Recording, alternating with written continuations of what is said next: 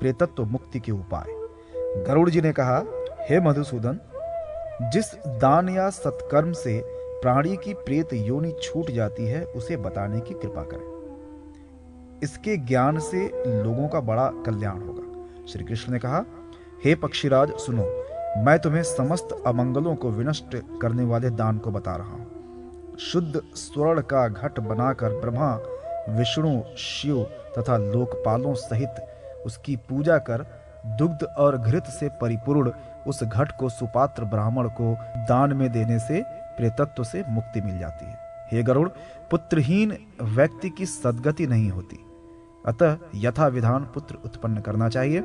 मृत व्यक्ति को गोबर से लीपी गई मंडलाकार भूमि में स्थापित करना चाहिए। भूमि गोबर से लीपने पर पवित्र हो जाती है तथा मंडल का निर्माण करने से उस स्थान पर देवताओं का वास हो जाता है। ऐसे ही मृत व्यक्ति के नीचे तिल और कुश बिछाने से जीव को उत्तम गति की प्राप्ति होती है तथा साथ ही मृत व्यक्ति के मुंह में पंचरत्न डालने से जीव को शुभ गति मिलती है। हे तार्क्ष, तिल मेरे पसीने से उत्पन्न है, इसलिए वे सदा पवित्र हैं। इस प्रकार कुश की उत्पत्ति मेरे रोम से हुई है।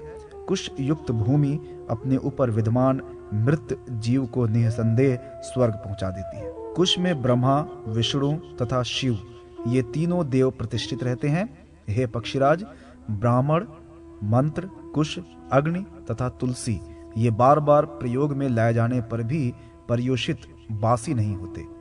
इसी तरह विष्णु, एकादशी व्रत, भगवत गीता, तुलसी, ब्राह्मण तथा गौ ये 6 इस संसार सागर से मुक्ति दिलाने वाले हैं। इसलिए हे गरुड़, तिल, कुश और तुलसी ये आतुर व्यक्ति की दुर्गति को रोककर उसे सद्गति दिलाते हैं। आतुर काल में दान की भी विशेष महिमा है।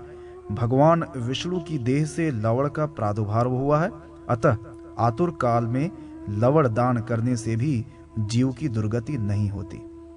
दान धर्म की महिमा, आतुर काल के दान का वैशिष्ट, वैतरणी गोदान की महिमा। श्री कृष्ण ने कहा, हे तार्क्ष, देवताओं के लिए परम गोपनीय दानों में उत्तम तथा सभी दानों में श्रेष्ठ दान को सुनो। हे गरुड़, रूई का दान सभी दानों में उत्तम तथा महान है। उसका दान मनुष्य को अवश्य करना चाहिए। उसके दान से भू, भुवः, स्व अर्थात पृथ्वी, अंतरिक्ष और स्वर्ग ये तीनों लोक प्रसन्न हो जाते हैं। इस कार्य से ब्रह्मा आदि सभी देवों को प्रसन्नता होती है। प्रेत का उद्धार करने के लिए इस महादान को करना चाहिए। ऐसे महादान का दाता चिरकाल तक रुद्र लोक में रहता है। तदनंतर इस लोक में जन्म लेकर रूप संपन्न, सौभाग्यशाली, वाक्चतुर, लक्ष्मीवान और अप्रतिहत पराक्रमी राजा होता है। अपने सुकृतों से यमलोक को जीतकर वह स्वर्ग लोक में जाता है। जो प्राणी ब्राह्मण को गौ, तिल, भूमि तथा स्वर्ण का दान देता है, उसके जन्म जन्मार्जित सभी पाप उसी क्षण विनष्ट हो जाते हैं। तिल और गौ का दान महादान है। इसमें महापापों को नाश करने की शक्ति होती है। ये दोनों दान केवल विप्र को देने चाहिए, अन्य वर्णों को नहीं। दान के रूप में संकल्पित तिल, गौ तथा पृथ्वी आदि द्रव्य अपने पोष्य वर्ग एवं ब्राह्मणेतर वर्ण को न दें। पोष्य वर्ग और स्त्री जाति को असंकल्पित वस्तु दान में देनी चाहिए। रुग्णावस्था में अथवा सूर्य एवं चंद्र ग्रहण के अवसर पर दिए गए दान विशेष महत्व रखते हैं। रोगी के लिए जो दान दिया जाता है वह उसके लिए तत्काल यथोचित फल देने वाला होता है। यदि रोगी दान देने के बाद रोग मुक्त होकर पुनः जीवन प्राप्त कर लेता है तो उसके निमित्त दिया गया दान निश्चित ही उसे प्राप्त होता है। विकलेंद्रिय की विकलांगता को नष्ट करने के लिए जो दान दिया जाता है वह दान भी अवश्य ही यथा योग्य फलदायक होता है। जिस दान का पुत्र अनुमोदन करता है उस दान का फल अनंत होता है। अतः उसके सगे संबंधी अथवा पुत्र को तब तक दान देना चाहिए जब तक उसका आतुर संबंधी या पिता जीवित हो, क्योंकि अतिवाहिक प्रेत उसका भोग करता है। स्वस्थ अवस्था में आतुर काल में देहपात हो जाने पर पृथ्वी पर पड़े रहने की स्थिति में दिया गया दान अतिवाहिक शरीर के लिए प्रीतिकारक होता है। लंगड़े, अंधे, काने और अर्ध निमिलित नेत्र वाले रोगी के लिए तिल के ऊपर कुश बिछाकर उसके ऊपर आतुर को लिटाकर दिया गया दान उत्तम और अक्षय होता है। तिल, लौह, स्वर्ण, रुई, नमक, सप्तधान्य, भूमि तथा गौ ये एक से बढ़कर एक पवित्र माने गए हैं। लौह दान से यमराज और तिल दान से धर्मराज संतुष्ट होते हैं। नमक का दान करने पर प्राणी को यमराज से भय नहीं रह जाता। रुई का दान देने पर भूत योनि से भय नहीं रहता। दान में दी गई गायें मनुष्य को त्रिविध पापों से निर्मुक्त करती है। स्वर्ण दान से दाता को स्वर्ग का सुख प्राप्त होता है। भूमि दान से दाता राजा होता है। स्वर्ण और भूमि इन दोनों का दान देने से प्राणी को नरक में किसी प्रकार की पीड़ा नहीं होती। यमलोक में जितने भी यमराज के दूत हैं वे सभी उसी यम के समान ही महाभयंकर हैं। सप्तधान्य का दान देने से वे प्रसन्न होकर दानदाताओं के लिए वरदाता बन जाते हैं। हे गरुड़, भगवान विष्णु का स्मरण मात्र करने से प्राणी को परम गति प्राप्त होती है। मनुष्य जो गति प्राप्त करता है वह सब मैंने तुम्हें बता दिया। पिता की आज्ञा से जो पुत्र दान देता है उसकी सभी प्रशंसा करते हैं। भूमि पर सुलाए गए मरणासन पिता के उद्देश्य से जो पुत्र सभी प्रकार का दान देता है वह पुत्र कुल नंदन है। उसके द्वारा दिया गया दान गया तीर्थ में किए गए श्राद्ध से भी बढ़कर है। वह पुत्र अपने कुल को आनंदित करने वाला होता है। जिस समय अपने लोक को छोड़कर बेचैन पिता की परलोक यात्रा का काल समीप हो उस समय पुत्रों को प्रयत्न पूर्वक दान देना चाहिए, क्योंकि वे ही दान पिता को पार करते हैं। पुत्र को पिता की अंत्येष्टि क्रिया अवश्य संपन्न करनी चाहिए। इतना करने मात्र से अन्य सभी बहुविध दानों का फल प्राप्त हो जाता है, क्योंकि अश्वमेघ जैसा महायज्ञ भी इस पुण्य के 16वें अंश की क्षमता नहीं रखता। पृथ्वी पर पड़े हुए आतुर पिता से जो धर्मात्मा पुत्र दान दिलाता है उसकी पूजा देवता भी करते हैं। लौह का दान करने वाला दाता महाभयानक आकृति वाले यमराज के निकट हो जाता है और न तो नारकीय लोक को ही प्राप्त करता है।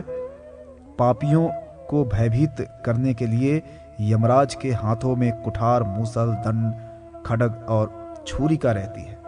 इसलिए प्राणी को चाहिए कि वह ब्राह्मण को लौह दान दे। यह दान यमराज के आयुधों की संतुष्टि के लिए कहा गया है। गर्भस्थ प्राणी, शिशु, युवा और वृद्ध ये जो भी हैं इन दानों से अपने समस्त पापों को जला देते हैं। श्याम एवं शबल वर्ण के षंड तथा मर्क और गूलर के सदृश मांसल, हाथ में छुरी धारण करने वाले काले चितकबरे यम के दूत लौह दान से प्रसन्न होते हैं। यदि पुत्र, पौत्र, बंधु बांधव, सगोत्री और मित्र अपने रोगी के लिए दान नहीं देते तो वे ब्रह्महंता के समान ही पापी हैं। हे पक्षेंद्र, भूमि पर स्थित प्राणी की मृत्यु हो जाने पर उसकी क्या गति होती है इसे सुनो। अतिवाहिक शरीर वाला प्रेत वर्ष समाप्त होने के पश्चात पुनः पुण्य का लाभ प्राप्त करता है। इस संसार में 3 अग्नि, 3 लोक, 3 वेद, 3 देवता, 3 काल, 3 संधियां, 3 वर्ण तथा 3 शक्तियां मानी गई हैं। मनुष्य के शरीर में पैर से ऊपर कटि प्रांत तक ब्रह्मा निवास करते हैं। नाभि से लेकर ग्रीवा भाग तक हरि का वास रहता है और उसके ऊपर मुख से लेकर मस्तक तक व्यक्त तथा अव्यक्त स्वरूप वाले महादेव शिव का निवास है। इस प्रकार ब्रह्मा, विष्णु और महेश इनका शरीर में तीनों भाग में अवस्थान है। मैं ही जरायुज, अंडज, स्वेदज और उभिद्यज के शरीरों में प्राण रूप में स्थित रहता हूँ। धर्म, अधर्म, सुख, दुख तथा कृत अकृत में बुद्धि को मैं ही प्रेरित करता हूँ। मैं ही स्वयं प्राणी की बुद्धि में बैठकर पूर्व कर्म के अनुसार उसको फल प्रदान करता हूँ। प्राणियों को मैं ही कर्म से प्रेरित करता हूँ। उसी के अनुसार प्राणी निश्चित ही स्वर्ग, नरक और मोक्ष प्राप्त करता है। स्वर्ग अथवा नरक में गए हुए प्राणी की तृप्ति श्राद्ध के द्वारा होती है। इसलिए विद्वान व्यक्ति को तीनों प्रकार का श्राद्ध करना चाहिए। मत्स्य, कूर्म, वराह, नारसिंह, वामन, परशुराम, श्री राम, कृष्ण, बुद्ध और कल के ये 10 नाम सदैव मनीषियों के लिए स्मरण करने योग्य हैं। इनका स्मरण करने से स्वर्ग में गए हुए प्राणी सुख का भोग करते हैं और स्वर्ग से पुनः इस लोक में आने पर सुख और धन धान्य से पूर्ण होकर दया, दाक्षिण्य आदि सद्गुणों से भरे रहते हैं।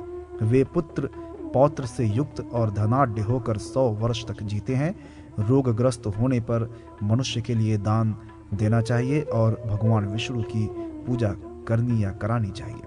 उस समय उसे अष्टाक्षर या 12 महामंत्र का जप करना चाहिए। श्वेत पुष्प से, धीमे पकाए गए नैवेद्य से, गंध धूप से भगवान विष्णु की पूजा करनी चाहिए तथा श्रुतियों और स्मृतियों में अभिवर्णित स्तुतियों में भगवान विष्णु की स्तुति इस प्रकार करनी चाहिए। विष्णु ही माता है, विष्णु ही पिता है, विष्णु ही अपने स्वजन और बांधव है। जहाँ पर मैं विष्णु को नहीं देखता हूँ वहाँ निवास करने से मुझे क्या लाभ। विष्णु जल में है, विष्णु स्थल में है, विष्णु पर्वत की चोटी पर है और विष्णु चारों ओर से माला रूप में घिरी हुई ज्वाला माल से व्याप्त स्थान में अवस्थित है। यह संपूर्ण जगत विष्णुमय है। ब्राह्मण जल, पृथ्वी आदि जितने भी पदार्थ हैं उन्हें अपना ही स्वरूप समझना चाहिए। इसलिए हे खगेश, किसी भी स्थान पर मनुष्य पूर्व जन्मार्जित पाप पुण्य के अनुसार जिस कर्म को करता है उसका फलदाता मैं ही हूँ। मैं ही की बुद्धि को धर्म में नियुक्त करता हूँ और मुक्ति मैं ही देता हूँ। हे ताक्ष, अंत समय आने पर मनुष्यों का हित करने वाली वैतरणी नदी मानी गई है। उसी के जल से अपने पाप समूह को धोकर प्राणी विष्णु लोक में जाता है। बाल्यावस्था का जो पाप है, कुमारावस्था में जो पाप हुआ है, यौवनावस्था का जो पाप है और जन्म जन्मांतर में समस्त अवस्थाओं के बीच भी जो पाप किया गया है, रात्रि, प्रातः, मध्याह्न, अपराह्न तथा दोनों संध्याओं के मध्य मन, वाणी और कर्म से जो पाप हुआ है, उन सभी पापों के समूह से प्राणी अपना उद्धार अंतिम क्षण में सर्व मनोकामनाओं को सिद्ध करने वाली एक भी श्रेष्ठतमा कपिला गौ का दान देकर कर सकता है। गोदान करते समय परमात्मा से ऐसी प्रार्थना करनी चाहिए, परमात्मन, गायें ही मेरे आगे रहें, गायें ही मेरे पीछे और पार्श्व भाग में रहें, गायें ही मेरे हृदय में निवास करें, मैं गायों के बीच में ही रहूं, जो सभी प्राणियों की लक्ष्मी स्वरूपा हैं, जो देवताओं में प्रतिष्ठित हैं। वे गौरूपिणी देवी मेरे विनष्ट करें। और्ध्वदैहिक क्रिया में विहित पद आदि विविध दानों का फल तथा जीव को प्राप्त देह के स्वरूप का वर्णन। श्री विष्णु जी ने कहा, हे गरुड़, जो मनुष्य पापाचार में लगे हुए हैं वे यमलोक को जाते हैं। यदि मुझको साक्षी बनाकर मनुष्य के द्वारा दान दिया जाता है तो वह अनंत फलदायी होता है। भूमि दान देने वाला प्राणी दान में दी गई भूमि के रज कणों की जितनी संख्या होती है उतने वर्षों तक स्वर्ग में निवास करता है। जो जूते का दान देते हैं, घोर यम मार्ग में वे घोड़े पर सवार होकर चलते हैं। छत्र दान करने से प्रेत यमलोक में कहीं पर भी धूप में नहीं जलते, वे सुख पूर्वक अपने पथ में चलते चले जाते हैं। जिसके उद्देश्य से मनुष्य जो अन्न दान देता है उससे वह संतृप्त हो जाता है। यमलोक के महापथ में एक ऐसा भी स्थान है जहाँ घनघोर अंधकार है, वहाँ कुछ भी दिखाई नहीं देता, किंतु दीप दान देने से मनुष्य उस मार्ग में प्रकाश से युक्त प्राणी के समान हो जाते हैं। अश्विन, कार्तिक तथा माघ मास, मृत तिथि और चतुर्दशी तिथि में दिया गया दान सुखकारक होता है। जब तक वर्ष न पूरा हो जाए तब तक प्रतिदिन प्रेत को ऊबड़ खाबड़ मार्ग में सुखपूर्वक गमन कराने की इच्छा से लोगों को दीप दान करना चाहिए। जो मनुष्य दीप दान करता है वो स्वयं प्रकाशमय होकर संसार का पूज्य हो जाता है। वह शुद्धात्मा अपने कुल में धोतित होता है और प्रकाश स्वरूप को प्राप्त करता है। हे खगेश, देवालय में पूर्वाभिमुख, ब्राह्मण के लिए उत्तराभिमुख तथा प्रेत के निमित्त दक्षिणाभिमुख होकर सुस्थिर दीपक का दान जल से संकल्प पूर्वक करना चाहिए। इस संसार में जो सभी प्रकार के उपहारों से युक्त 13 पददान मृत व्यक्ति के लिए तथा जीवित दशा में अपने लिए करता है, वह महान कष्टों से मुक्त होकर महापथ की यात्रा करता है। आसन, पात्र और भोजन जो ब्राह्मण को देता है, वह उसी के पुण्य से सुखपूर्वक खाता पीता हुआ महापथ को पार करता है। कमंडलू का दान देने से प्यासा प्रेत जल प्राप्त करता है। प्रेत का उद्धार करने के लिए एकादशाह को पात्र, वस्त्र, पुष्प तथा अंगूठी का दान देना चाहिए। इसी प्रकार प्रेत का शुभेक्षु बनकर जो पुत्र यथाशक्ति 13 पदों का दान करता है, उससे प्रेत को प्रसन्नता प्राप्त होती है। भोजन, तिल, जलपूर्ण, 13 घट, अंगूठी तथा उत्तरीय एवं अधो वस्त्र का जो दान देता है, उस दान के पुण्य से प्रेत परम गति को प्राप्त करता है। जो अश्व, नौका अथवा हाथी का दान ब्राह्मणों को देता है, वह उसी देय वस्तु की महिमा के अनुसार उन सुखों की प्राप्ति करता है। जो मनुष्य भैंस का दान देता है, वह नाना प्रकार के लोकों में विचरण करता है। यमदूतों के हर्ष वर्धन के लिए तांबुल और पुष्प का दान देना चाहिए। इससे संतुष्ट होकर वे दूत उस प्रेत को कष्ट नहीं देते। प्राणी को यथाशक्ति गौ, भूमि, तिल तथा स्वर्ण का दान अवश्य करना चाहिए, ऐसा मनीषियों ने कहा है। जो व्यक्ति मृत प्राणी के लिए जल से परिपूर्ण मिट्टी का पात्र दान करता है, उसे 16,000 जलपूर्ण पात्र के दान का फल प्राप्त होता है। यमराज के दूत महाक्रोधी, महाभयंकर आकृति वाले, काले तथा पीले वर्ण के हैं। वे वस्त्र दान किए जाने पर मृत प्राणी को यमलोक में कष्ट नहीं देते। तृषा और श्रम से पीड़ित होकर महापथ में आगे बढ़ता हुआ प्रेत अन्न और जल से पूर्ण घट का दान देने से निश्चित ही सुखी हो जाता है। दक्षिणा, अस्त्र, शस्त्र, वस्त्र तथा विष्णु की स्वर्ण प्रतिमा से युक्त शय्या का दान भी ब्राह्मण को देना चाहिए। ऐसा करने से प्रेत योनि का परित्याग कर प्राणी स्वर्ग में देवताओं के साथ प्रसन्नता पूर्वक निवास करता है। हे तार्क्ष, यह अंत्येष्टि कर्म में होने वाला दान मैंने तुमसे कहा। मृत प्राणी अन्य शरीर में कैसे प्रवेश करता है, अब मैं उसको कहूंगा। हे परम, मृत्यु लोक में जन्म लेने वाले प्राणी की मृत्यु निश्चित है। जन्म लेने के लिए अपने अपने धर्म के अनुसार मृत व्यक्ति का श्रद्धातिक कृत्य करना चाहिए। हे खगेश्वर, मरे हुए प्राणियों के मुखमंडल से पहले जीवात्मा वायु का सूक्ष्म रूप धारण करके निकल जाता है। लोगों के नेत्र आदि 9 द्वार, रोम तथा तालुरंध्र से भी जीवात्मा बाहर हो जाता है, किंतु जो पाप हैं उनका जीवात्मा अपान मार्ग से शरीर छोड़ता है। प्राणवायु के निकल जाने पर शरीर पृथ्वी पर वैसे ही गिर पड़ता है जैसे वायु के थपेड़ों से आहत होकर निराधार वृक्ष भूमि पर गिर पड़ता है। मृत्यु के बाद शरीर में स्थित पृथ्वी तत्व पृथ्वी में, जल तत्व जल में, तेजस तत्व तेज में, वायु तत्व वायु में, आकाश तत्व आकाश में तथा सर्वव्यापी आत्म तत्व शिव में लीन हो जाता है। हे तार्क्ष, काम, क्रोध तथा पंचेंद्रियों का समूह शरीर में चोर के समान स्थित कहा गया है। देह में काम, क्रोध तथा अहंकार सहित मन भी रहता है, वही सबका नायक है। पुण्य पाप से संयुक्त होकर काल उसका संहारक बन जाता है। संसार में भोग के लिए योग्य शरीर का निर्माण अपने कर्म के अनुसार होता है। मनुष्य अपने सत्कर्म और दुष्कर्म से दूसरे शरीर में प्रविष्ट होता है।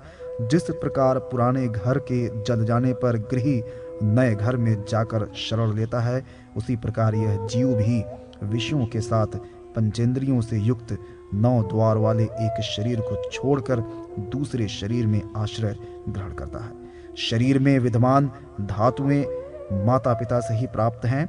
इन्हीं से निर्मित यह शरीर शाष्ट कौशिक कहलाता है। हे गरुड़, शरीर में सभी प्रकार के वायु रहते हैं। मूत्र पुरुष तथा उन्हीं से शरीर में सभी प्रकार के वायु रहते हैं। मूत्र पुरुष तथा उन्हीं के योग से उत्पन्न अन्य व्याधियां रहती हैं। अस्थि, शुक्र तथा स्नायु शरीर के साथ ही जल जाते हैं। हे पक्षिन, सभी प्राणियों के शरीर का विनाश क्रम यही है, इसे मैंने कह दिया। प्राणियों का शरीर कैसा होता है, इसको अब मैं फिर से कह रहा हूं। हे गरुड़, पुरुष का शरीर छोटी बड़ी नसों से बंधा हुआ एक स्तंभ है। जिसको नीचे से पैर रूपी 2 अन्य स्तंभ धारण किए हैं। पंचेंद्रियों सहित उसमें 9 द्वार हैं। सांसारिक विषयों से युक्त एवं काम क्रोध से बेचैन जीव इसी शरीर में रहता है। राग द्वेष से व्याप्त यह शरीर तृष्णा का, फिर से कर लीजिए, लोभों से भरे हुए जीव का यह शरीर पुर है। यही स्थिति सभी शरीरों की है। इसी शरीर में सभी देवता और 14 लोक स्थित हैं। जो लोग अपने को नहीं पहचानते वे पशु के समान माने गए हैं। हे पक्षीराज, इस प्रकार ऊपर बताई गई प्रक्रिया से निर्मित शरीर का वर्णन मैंने किया। सृष्टि में 84 लाख योनियां बताई गई हैं, जो उभ्भिज, एक सेकंड, और जरायुज इन 4 मुख्य भागों में विभक्त हैं।